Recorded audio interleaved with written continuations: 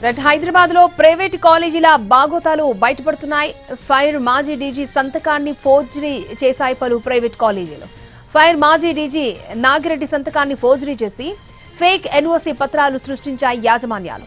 నాగిరెడ్డి స్థానంలో కొత్త fire DG రావడంతో ఈ విషయం వెలుగులోకి వచ్చింది.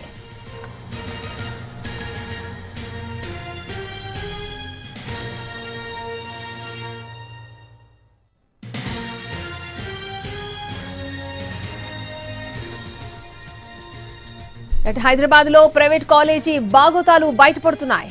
ఫైర్ మాజీ డీజీ సంతకాన్ని ఫోర్జరీ చేశాయి పలు ప్రైవేట్ కాలేజీలు. ఫైర్ మాజీ డీజీ నాగిరెడ్డి సంతకాన్ని ఫోర్జరీ చేసి ఫేక్ ఎన్ఓసీ పత్రాలను క్రియేట్ చేశాయి. నాగిరెడ్డి స్థానంలో కొత్తగా వచ్చిన ఫైర్ డీజీ రావడంతో అసలు విషయం వెలుగులోకి వచ్చింది. రైట్, ఇదే అంశానికి సంబంధించి మరిన్ని అప్డేట్స్ మా crime input editor Ramesh Vaitla మనకు అందిస్తారు. రమేష్ వైట్ల, ఏదైతే ఇంటర్ కాలేజీల బాగోతాలు ఒక్కొక్కరిగా వెలుగులోకి వస్తున్నాయి. ఇప్పటికే హైడ్రా కమిషనర్ ఇచ్చిన ఫిర్యాదు మేరకు లేక్ పోలీసులు కేసు నమోదు చేసి విచారణ ప్రారంభించారు. ఒక 12 కాలేజీలకు సంబంధించి నకిలీ ఫైర్ ఎన్ఓసి ఇచ్చారన్న నేపథ్యంలో వాళ్ళపైన చర్య తీసుకోవాలని పేర్కొనడం జరిగింది. అయితే దానిపై విచారణ జరుగుతున్న తరుణంలో మరొక 12 కాలేజీలకు సంబంధించిన భాగవతం కూడా వెలుగులోకి రావడం జరిగింది. అయితే ఈ 12 కాలేజీలు కూడా ఏకంగా మాజీ ఫైర్ డీజీ అయిన నాగిరెడ్డి సంతకాన్ని ఫోర్జరీ చేసి ఆ మేరకు ఫైర్ డీజీ అప్పటి నాగిరెడ్డి ఎన్ఓసి ఇచ్చారని చెప్పి ఆ మేరకు ఒక లిస్టు పంపించారు. అయితే సంబంధించి విచారించినప్పుడు అక్కడ ఏదైతే ప్రస్తుతానికి ఆ ఫైర్ డీజీ నాగిరెడ్డి స్థానంలో మరొక ఉన్నతాధికారి 1 అనే అధికారి అక్కడికి రావడం జరిగింది. దాంతో ప్రస్తుతానికి డీజీ నాగిరెడ్డి లేడని చెప్పి అనుమానం వచ్చిన అధికారులు వెంటనే విచారణ ప్రారంభిస్తే దీనికి సంబంధించి అసలు ఫైర్ డీజీ నాగిరెడ్డి లేనప్పటికీ ఎన్ఓసి ఎలా వస్తుంది విచారణ జరిపినప్పుడు మరొక 12 కాలేజీలు కూడా ఇదే తరహాలో ఈ భాగంలో మొత్తంగా నకిలీ ఎన్ఓసీలు సమర్పించి ఇంటర్ కాలేజీల అడ్మిషన్ అయితే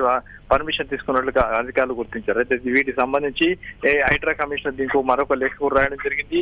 వీళ్ళపైన కూడా చర్య తీసుకోండి, వీళ్ళ లైసెన్స్ వీళ్ళ ఇచ్చిన పర్మిషన్ వెంటనే రద్దు చేయాలని కూడా పేర్కొనడం జరిగింది. అయితే దానికి సంబంధించిన చిట్టా కూడా దొరకడం జరిగింది.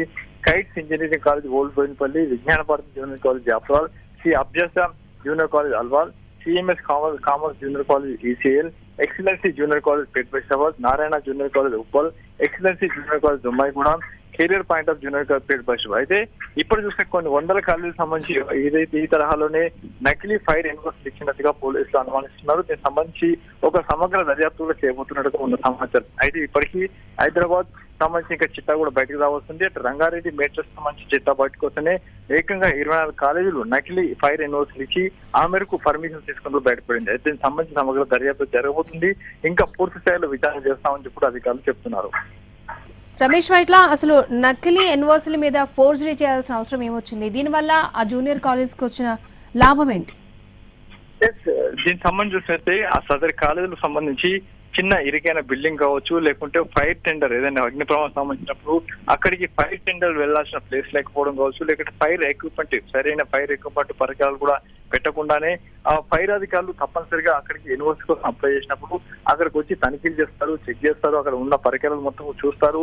అంతేకాకుండా ఫైర్ సంబంధించిన అక్కడికి ఫైర్ పట్టర్ రావాల్సిన ప్లేస్ కూడా లేకపోతే అక్కడ ఎన్ఓసీ ఇవ్వకుండా క్యాన్సిల్ చేసే అవకాశం ఉంటుంది. కాబట్టి ఫైర్ అధికారులకు దరఖాస్తు చేసుకుంటే వాళ్ళు క్యాన్సిల్ చేస్తారు, పర్మిషన్ ఇవ్వరని చెప్పి ఒక ఇష్యూ తోటి వీళ్ళు ఆ ప్రైవేట్ కాలేజ్ యాజమాన్యాలు మొత్తంగా నకిలీ ఎన్ఓసీలు సృష్టించి ఆ మేరకు పర్మిషన్ తీసుకోవడం జరిగింది. అయితే ఈ కాలేజీలు సరైన ప్రమాణాలు కావచ్చు, సరైన పరికరాలు లేకపోవడం వల్లనే ఇలాంటి తప్పుడు పత్రాలు పెట్టేసి తప్పుడు నకిలీ ఫోర్జరీ సంతకాలతోటి అటు ఇప్పుడైతే ప్రస్తుతానికి హైడ్రా కమిషనర్ పేరుతోటి 12 కాలేజీలకు సంబంధించి చిట్టా బయటకు వస్తే ఇప్పుడు నాగిరెడ్డి పేరుతోటి మరొక 12 కాలేజీల చిట్టా కూడా బయటకు రావడం జరిగింది. దీనికి సంబంధించి ఇక సమగ్ర దర్యాప్తు అయితే ఇంకో కొనసాగుతూనే ఉంది. ఓకే రమేష్.